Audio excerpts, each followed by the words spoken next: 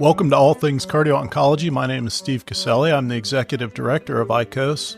And in this podcast, you'll hear from a diverse representation from our community.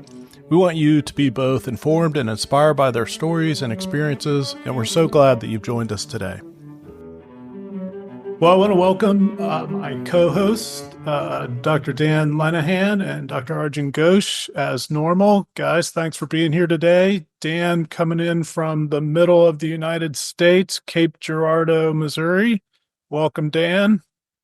Thank you so much, Steve. It's always great to be here, and I always look forward to hearing what sort of very perceptive things Arjun has to add. And welcome, Arjun, from central London, Bart's Heart Center, and there in the UK. Welcome. How are you doing today? I'm doing fine, Dan and Steve, and thanks for the billing. I need to live up to it, but really looking forward to this episode with, on this new guideline. Really looking forward to this one. Yeah, we're really happy to have with us two great friends and colleagues at ICOS. First, Dr. Michelle Bloom. Dr. Bloom is professor of the Department of Medicine and a member of the Division of Cardiology at New York University Grossman Long Island School of Medicine. And she is an expert in cardio-oncology and heart failure, which is what we're going to talk about today. She also joined New York University Langone Health as Director of Cardio-Oncology just last year, right? 2023. Mm-hmm. Yep. Welcome, Michelle. Thank you. Happy to be here.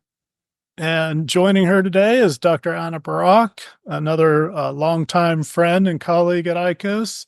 Dr. Barac serves as Medical Director of Cardio-Oncology Program at Inova Health in Fairfax, Virginia, which is in the Washington, D.C. area. She's also Professor of Medicine at Georgetown University, and her interests focus on advanced cardiovascular imaging. So welcome, Anna. Thank you, Steve. What a pleasure to be with this group of friends. Yeah, great to have you both.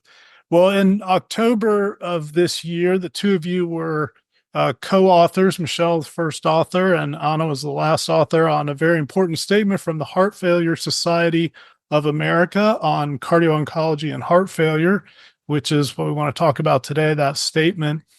Before we jump into that, we always like to hear a little bit about our guest's background and how they developed their interest in this field in particular. So Michelle, tell us just a little bit about your professional background and how you developed your interest in cardio-oncology. Sure. So, it's funny, before I joined you guys on this podcast, I was actually giving a morning conference lecture to the Mount Sinai Cardiology Fellows, which is where I did my fellowship. And I do it once a year. And now I do a topic of cardio-onc. And it always brings me back to my roots, because in those same seats where I gave the lecture is where sort of I cultivated my love and interest for cardio-oncology. Mine, I won't bore you with the whole story, but mine dates back to way, way longer than, my medical school years, because I had two grandfathers who both in some way, shape, or form were affected by both cancer and heart failure. And as a young kid, knowing I was going into medicine, I think that in retrospect, those two experiences, and they were just so important to me as people in my life, those two experiences shaped my background interest. And then I wound up going into advanced heart failure, did a heart failure fellowship with transplant, and then ultimately sort of that, crept up behind me as a force. And that, I think, really kind of drove my interest within heart failure to focus on cardio-oncology as it relates to heart failure. And so I think it was my personal experiences in young childhood that wound up shaping my future career. Thanks so much for sharing that. It always is fascinating how personal experiences like that shape career direction in really profound ways. So I really appreciate that. Anna, how did you come to your interest in cardio-oncology? Well, just as you nicely stated, it's really true. I think it's these stories that often bring us together. I really started in medical school as I was very interested in basic science and specifically in molecular signaling and why things happen. And one of the things that always stayed in my mind is why would heart failure develop? Why some people develop LV dysfunction. So I started off by looking into molecular signaling and following medical school training back home in Croatia. I was in Sweden and then afterwards at the NIH. So I always get intrigued by the mechanism, and for the longest time I thought that I would apply those mechanisms in oncology itself. And when I started looking into cardiac imaging, that sort of attracted me as a tool that one could use to understand better the mechanisms at the clinical level. And so fast forward, as I was doing a cardiovascular fellowship, my first question was, why would patients with certain characteristics, such as patients who are BRCA carriers, would they be at higher risk for anthracycline toxicity compared to ones who don't have it? So it was really a lot of things coming together, but it was a field that allowed me to bring together the interest in molecular mechanisms, why things happen, and also cardiovascular imaging. And one pro and a down field, you have to be in it on a long run because nothing happens quickly, but you really forge, I think, fascinating insights, and you are in it with amazing community. So could not be happier about the choice. Well, we could not be happier either. We're so glad to have you as part of our community. It's been such a pleasure to get to know you over the years. Dan, Arjun, I know that both of you have extensive experience and interest in heart failure, so this statement is obviously really significant. As you've worked through this statement and examined it, what kinds of questions do you all have?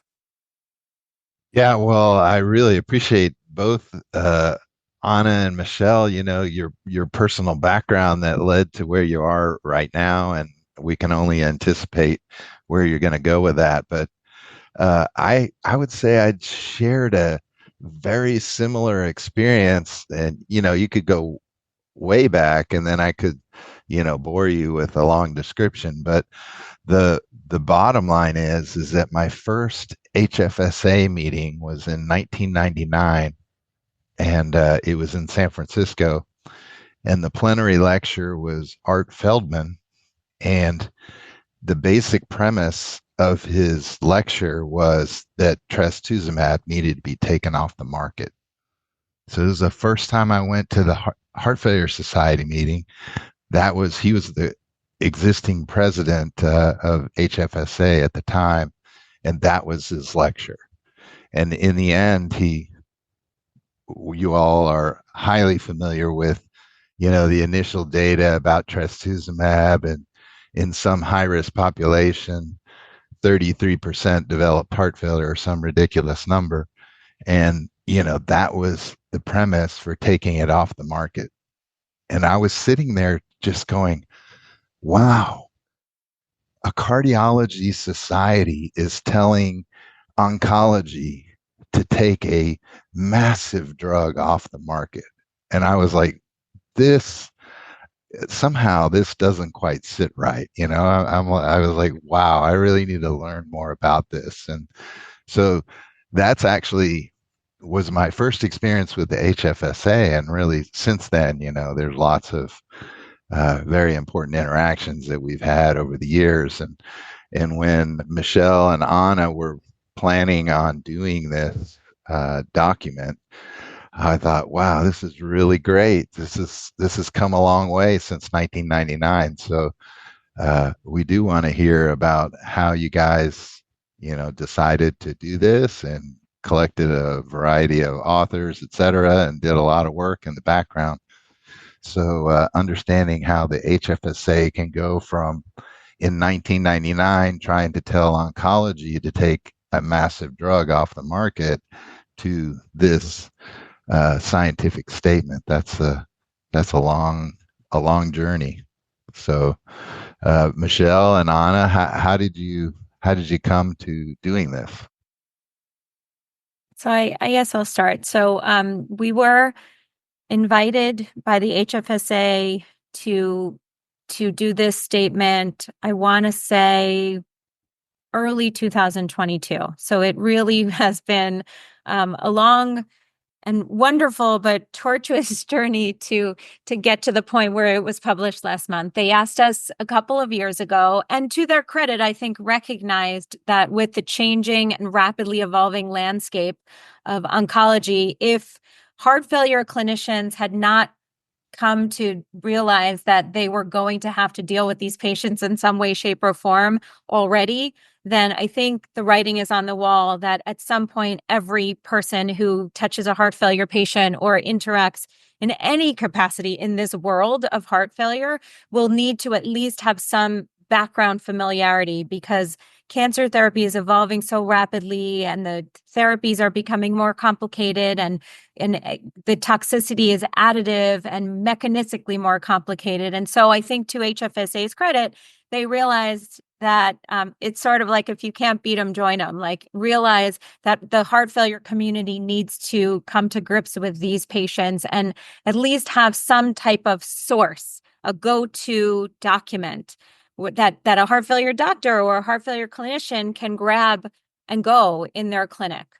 And anyway, it was, I'll let Anna tell you more, but it was really a tour de force. I mean, first of all, it was so rewarding and so fun to kind of cultivate this list of really, truly amazing thought leaders from every discipline within heart failure, imaging, oncology. We had, Dan, because you were one of our writers, we had an oncology pharmacist, cardiology pharmacist, we had nurses, we had experts in palliative care. We really brought everybody together because we felt like every single one of our writers brought something unique to the table. And I don't know, I learned so much writing this document. And I will say the only other thing is, it was just such a pleasure to do this alongside the great Anna Barac. I mean, I learned so much from her. And if we had to spend so many hours doing something and redoing and making it perfect, there was no one by my side I would have rather had than Anna to do this. Well, I can only build on that. Thank you, Michelle. And the opposite is true as well, or the vice versa, I should say. It was really, so I think, to Dan's question, why now? And what you could also ask the question and ask myself, do we need another document? We live at a time where there have been really there have been a change in paradigm, that from the story that you shared with us would have been in 1999, when trastuzumab was only in clinical trials. So I'm not sure how many visionaries, even in the oncology community, knew at the time what an impact it will be. This was even before the first FDA approval. So, but I think the story you shared really emphasizes the paradigm that I think we all realized some years ago now, but majority in cardiology and clinical practice, including heart failure, might have not, which has been that cardiovascular assessment has really only been used in the past to assess the safety of the drug. And the story then that you shared, probably Dr. Feldman might have sat on a DSMB or might have looked at the data that showed that early on trastuzumab, which at that time was tested primarily in patients with metastatic breast cancer. At that time, again, their cumulative anthracycline dose would have probably been in the 300s, just given the diagnosis that they had. So they probably were seeing what was seen later or published later in the post-hoc analysis, that if you add trastuzumab to a patient who's already gotten anthracycline and you do not check the echo, because I'm sure they were not, like they were not in the initial trials, that patient's risk of symptomatic heart failure is high. So he was seeing that side of the story. And I think that the next wave of awareness moved into, let's make the drugs really safe. So let's design these trials where we are not going to include anybody whose EF is less than 50. Even we have great examples of patients with EF less than 55 at baseline being excluded. That can be a very healthy runner whose EF is 51%, and that might be just normal for that patient. And then I think the era that we all lived more recently is that you have these very cardiovascularly healthy patients, but with normal ejection fraction starting on treatment, and drug is very safe in those. So, but what we created is like, if you use cardiovascular testing just to assure the safety of the drug, that's what you get. The drug gets very safe in certain patient population, but then you don't have data to treat the vast majority of patients who don't have, to a lot of patients, I shouldn't say at the population level, it's not the majority, but in our practices, it's certainly a majority of the patients who don't have normal hearts. You don't know how to treat them, and you have to go and ask the oncologist, hey, this benefit of the drugs from oncology perspective is huge. Can we find ways of using it in patients who don't have normal hearts? So that's why I think it was critical for the Heart Failure Society, and so is for other societies, to take it in this statement, because I think that individual professional societies speak to the subgroups of clinicians. For example, Heart Failure Society focuses on the heart failure teams. And it's not only cardiologists, it's the heart failure advanced providers, it's heart failure pharmacists, it's the palliative teams, it's the patients who get together, it's the teams that they get together in the extremes when you are deciding whether the patient with, to give examples of the heart transplant patients is getting cancer, and the question is, can they get anthracycline? You can get very complicated, very granular. So you need to, in those fields, extrapolate from everything we know from the heart failure field. And heart failure field in the last 20 years has moved. Oncologists have gotten millions of trials with trastuzumab, with other targeted therapies, with immunotherapies. We had none of that in 99, but we also didn't have left ventricular assist devices in 99. I don't think our heart transplant care was at that time. We didn't have sacubitril valsartan and a lung. I mean, a lot of care was so different in 99. So we cannot right now be reinventing that. We need to sort of jumpstart in a new era of oncology to build on everything that heart failure has done over the last years. And I feel that this is really a testament to the growth of the field, because it has mature enough questions that can be taken into a lot of niche areas, such as advanced heart failure and transplant, that we can start asking questions. Well, we don't have data, but we should start building. And I mentioned this when in discussion with Michelle. One of the fun parts was building that central illustration. We put a lot of thoughts into that central illustration. And if you look at it, it's a bridge. And it shows that if you start, we have some data for stage A. Stage A's heart failure is just a patient who got anthracycline, right? It's just a risk factor. It's a patient with hypertension. It's a patient getting any risk factor. So most of the data, if we get something from oncology clinical trials, those are going to be the patients in them. They've gotten anthracycline, and there you go with the statistics from there. Then we have stage B. And then when we come to stage D and stage C and D heart failure, you have a gap. There's no data. There's case series at the best, and it's going to be heterogeneous. So we have to be ready to take this on. We owe it to our patients. And I will use this, that it was really empowering to bring the patient advocate to be part of the statement. So you really have the team, and bringing people like you with lifelong knowledge of cardio-oncology history, of bringing an oncologist, of bringing a amyloid and heart failure specialist who don't necessarily operate in cardio-onc space, but are experts in when it comes to solving complex questions such as AL amyloidosis. Bringing heart failure pharmacists and nurses has been really phenomenal. So long way, but I hope I answered your question there. If you or your institution would like to have credentials that confirm your qualifications as a cardio-oncologist or a cardio-oncology center of excellence, we encourage you to consider applying for our certification exam in cardio-oncology or our certification for centers of excellence. These are the only certifications currently available in this field, and it's a special opportunity for you or your institution to distinguish yourself, recognizing your expertise in the field. More information about both these opportunities can be found at ic-os.org, or you can email directoricos@gmail.com for more information. Great. Thanks so much, Anna. And Michelle, very nice kind of introduction into the subject and explanation of why you felt that the HFSA needed to get involved and speak to the members who are heart failure specialists, as you say. I guess one of the questions is in terms of the risk stratification, and we know that that's very important to manage the patients and understand what the outcomes may be. And I think you did touch upon that.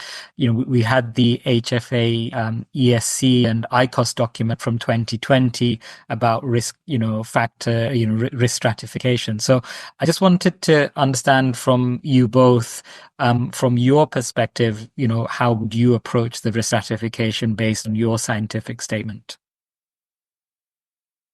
Yeah, so I think that I think actually the way we built this statement, it's sort of weaved throughout the statement without specifically saying, okay, this is how we do risk stratification. The way I see it, and obviously I think because I look at everything from a heart failure lens as a heart failure cardiologist, a heart failure clinician looks at risk differently and is, I would say, less risk averse in general than sort of like your general cardiology clinician. I think that we could probably all agree on that.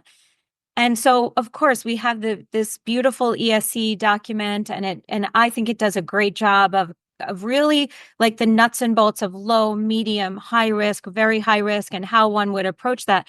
But I just think at the end of the day, a heart failure doctor looks with a different lens. And to Anna's last point, the patients with cancer that come into my clinic are not patients that are necessarily going to fit in any of those schemas. They're just not. They're people that have symptomatic heart failure with an ejection fraction of 20% with a hospitalization 2 weeks ago, and the oncologist is knocking on my door and asking, can they give anthracyclines? I actually just answered a message on that right before I got on with you. This is our reality, and we're working in this space where there's very little to no data. So I think what we tried to do in this statement was pay homage to the fact that there is not a ton of data and sort of at least present the material that is available, but really to sort of encourage the reader to look from a heart failure lens, if that makes sense. So the same way, we are less risk averse in terms of, listing a patient for a transplant because a patient is, super high risk, but we think we can get around it and we could be creative about how we get that patient through, varying immunosuppressives, et cetera. Like we all sit on those meetings every week. Or the same way we might be a little more creative and less prescriptive about how we're treating a patient's cardiomyopathy in general. I think that we as heart failure clinicians just tend to look at these things from a different lens. So we tried to make this document so that it would be sort of there, that you could see what was available, you could see what the mechanisms were, and then allow yourself a little bit of creativity and a little bit of just clinical expertise to make your risk assessment in a data-free zone, if that makes sense. Yeah, so Anna, especially from, there certainly is the clinical assessment, which besides, a good history and physical and maybe some lab tests, obviously imaging plays a key role in that whole piece, whether to do it and whether to act on some abnormal finding or, whatever, if there's some change in sequential studies. So how did you see the imaging component fitting in the whole piece about, risk stratification or management during treatment? Love the question. So, and I learned a lot from the heart failure literature. So when I look into this, is going to start without imaging, and then we'll get into it in a second. Because when we look into patient and we are looking at who is at risk for incident heart failure, we have population derived risk scores, and they are different depending on which population they were studied from. If we go in a population that's free of cardiovascular disease, then we have certain risk factors such as LV mass is predictive, hypertension is certainly predictive, but it's very different from the moment you move into Framingham-like population where we have history of cardiovascular disease. We know that that's a powerful predictor of later heart failure. Of course, these are now population level 10-year risk of heart failure, incident heart failure prognosis. But I think it's important to keep that in mind when you are seeing a patient in the clinic, and then you need to superimpose onto that a question. Okay, and now this patient is going to receive an X dose of anthracycline. How do I interpret that? What I'm saying is that we are really in a need of on the go, if you will, acknowledgement of those risks, and then trying to extrapolate the risk based on that. Because and that's nicely shown. We try to show that in the statement by putting these patients into, for example, stage B category. That's where imaging comes into place. Perhaps the most studied question where cardio-oncology has really looked into from the early days, and you contributed so much to that literature of knowing that if one has decreased LVEF as a very surrogate marker of LV systolic function, then the risk of receiving anthracyclines increases the risk of heart failure significantly. So we know that. However, how do you now implement that in clinical practice? What does it mean if somebody is ejection fraction is 51%, and that's now a strain where it comes into place?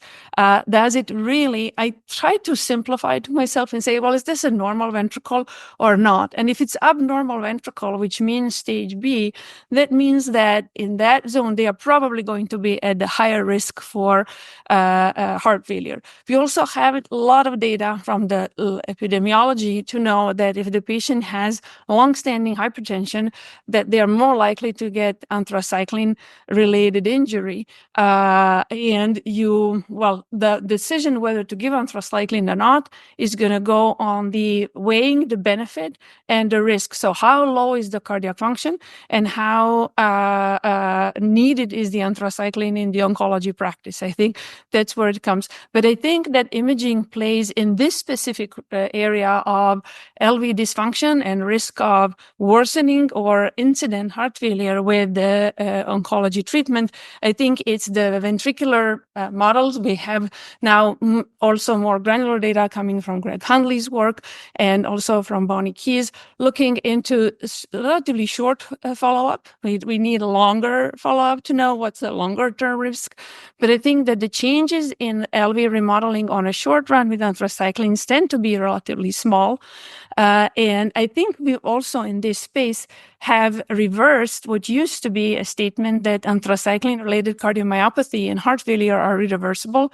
I think that now that has been diffused and is no longer there. I think we nicely state that in the statement that with follow-up, that's true for the patients who were previously diagnosed with a long-standing heart failure, but prognosis is no longer grim. Frequently, cardiac function can improve. One just needs to recognize these patients and start treating them early. Yeah, I certainly think that, the original dogma that existed, certainly in the heart failure world or in the baby cardio-oncology space is that anthracycline was irreversible, or anthracycline toxicity was irreversible, but that's clearly not the case. And I think that if you ignore something, it's not going to get better. So that's just the basic point. That's very true. But I do think that there are many questions that I would like to ask. We do have a limited amount of time, but one of my favorites, of course, would be, when you talk about cancer survivors, the original definition of a survivor might have been, 2 to 5 years after treatment, they weren't getting active therapy and all this other kind of stuff, which I think is not really relevant in the world.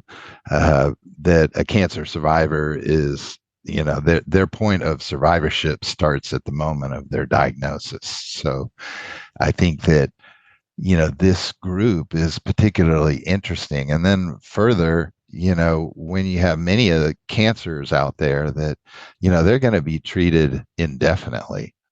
So at what point do you say that they're 2 to 4 or 5 years from their treatment and, they're going about their life, when they're on therapy for 22 years or something? I mean, so you have to put the definition of a cancer survivor, in my opinion, it's at the moment of diagnosis. So hopefully you're going to keep them alive for as long as you can. But how do you guys address that population in this statement?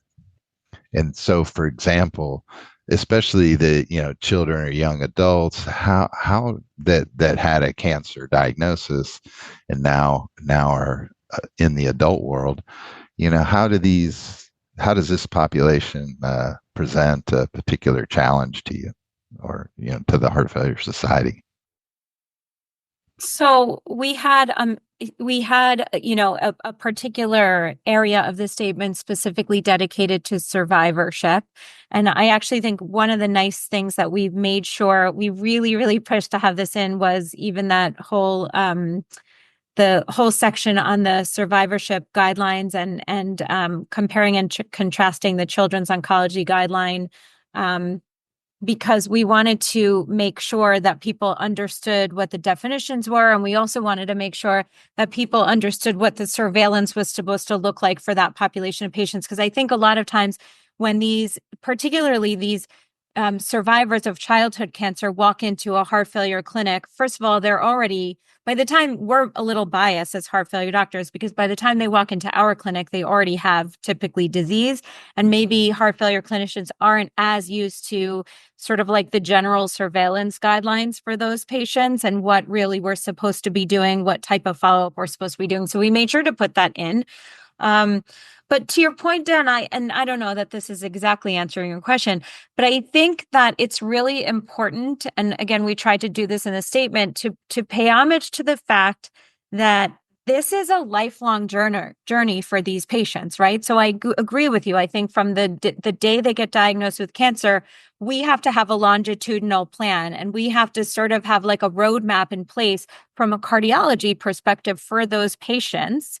Because the reality is, particularly the patients that have curative intent of their cancer treatment, or the patients where even if they have metastatic disease, the oncologist feels they have a very good long-term survival, we know that what will be the demise of those patients is actually cardiovascular disease. So we really, like an old mentor of mine used to say, you have to operate with the end in mind. And I think that that's the whole point of this field in general. And I think important for heart failure clinicians to note is that we really need to have a roadmap in place. And I do this in clinic with patients is, even if they don't have cardiovascular disease today, we need to set up a surveillance schedule, particularly for the survivors, because they are so high risk of longitudinal cardiac events, that we need to make sure that they understand that the journey with us is just starting. And it's not just, that they're going to see me for the first few months of treatment and then be gone. They're going to see me for their lives, because we hope that if the cancer is in the rearview mirror, that cardiovascular disease is not, what causes them more harm in the long run. I don't know if that answered your question, but I think it is important to think about it in that context. Certainly.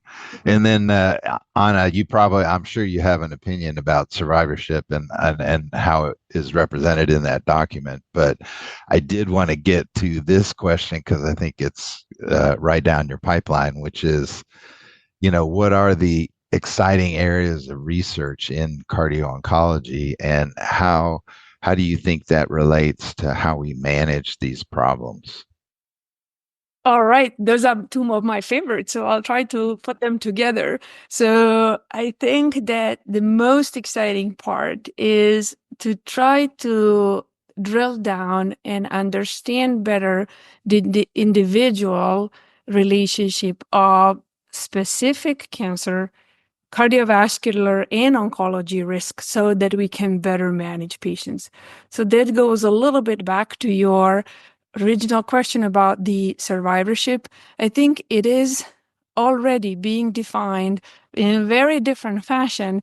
For example, for a survivor of pediatric or adult, young adulthood cancer versus a young patient who gets diagnosed with CML. And we know today that their survivorship is going to be very long.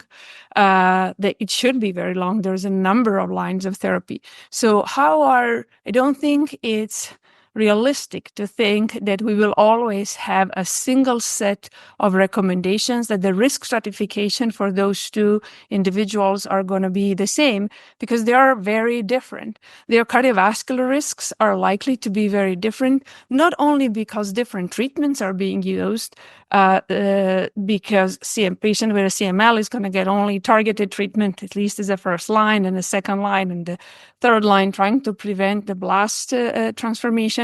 And a patient with acute leukemia in young adulthood is going to be treated very differently.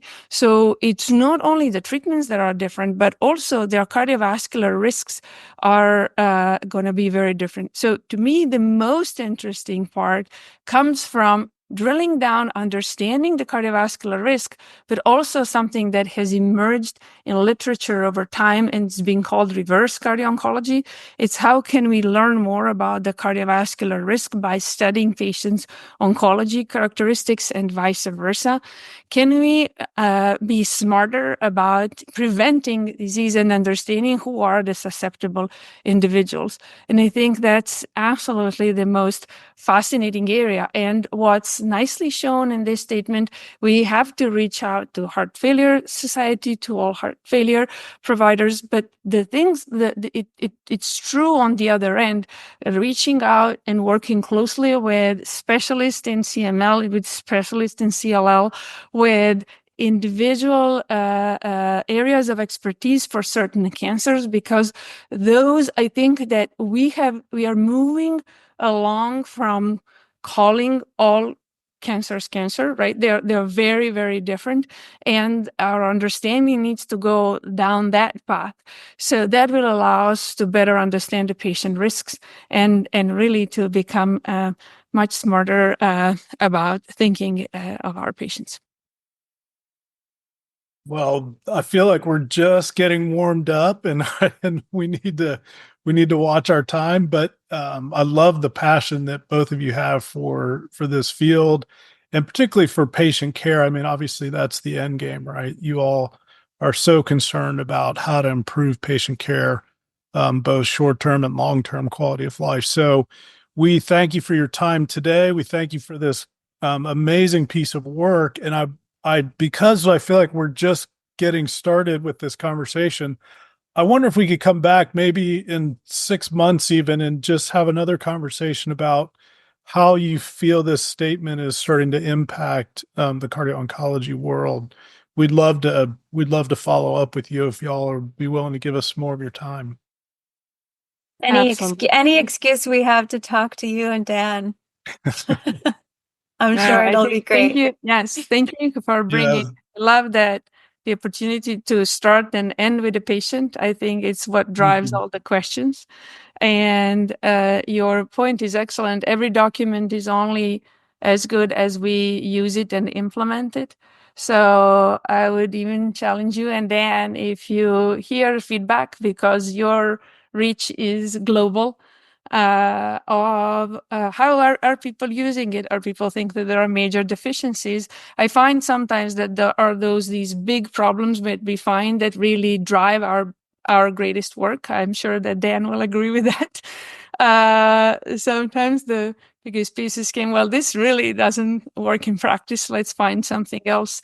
And also some positives. What are the things that people think are good and could be implemented? That would be phenomenal to hear, and always happy to come and talk to you both.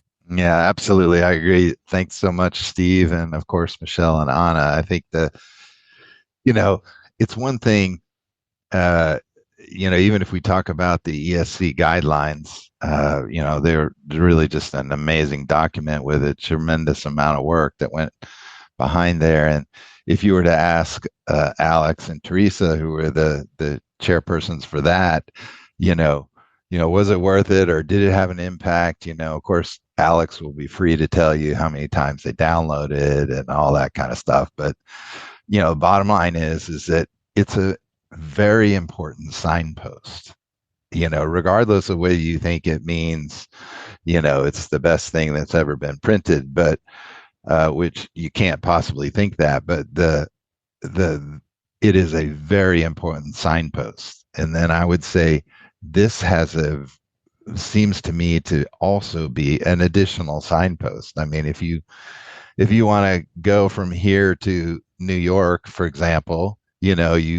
get on the interstate and you go down the way, and then it says get on this other interstate, and so you got to change lanes or whatever, so I think that this could be one of those change lane signs or something like that, where we're really trying to refine what is known. And then of course time goes on, so new developments, and so I think I really appreciate the effort that you guys put in this document. I'm really very proud that the Heart Failure Society, really took this on. I think it's a very important thing. And it's like you said, Michelle, the heart failure clinicians in the world, particularly in the US, they can't ignore this.